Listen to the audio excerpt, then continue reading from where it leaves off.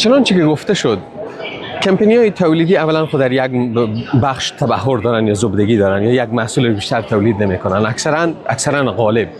دو، چین یک سیستم رو طراحی کرده که مثلا یک شهر یا شهرهای بزرگ یا یک ایالت یک اندستری یا یک صنعت باید فعالیت داشته باشه یا اینکه میتونه یا تمام فسیلیتی یا سهولت‌ها رو برای از او اندستری یا صنعت تهیه کرده که این بتونه رشد کنه به این شهر. مثلا مخصوص از اینو باشه، مثلا در قسمت تکستایل یا کباب در مجموع شهر شاوشینگ این بزرگترین هاب یا بزرگترین کانون تولید تکه.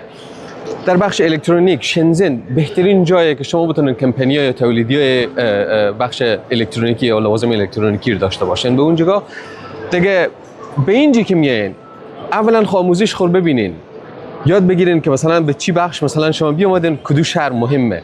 کمپانیایی که مثلا میگن ما تولیدی هستیم ولی از اون شهر اگر نیان شما بفهمید که قیمت از اینا 2 برابر یا حداقل 1.5 برابر، چون به دیگه شرایط فسیلیتی‌ها یا امکانات مهیا نکرده دولت برای از اینا که اینو رشد عظیمی داشته باشن. خب دیگه اینی هم در نظر گرفته ان شاء الله الرحمن که یک روزی باز بیاین شما با کانتون. سلام علیکم.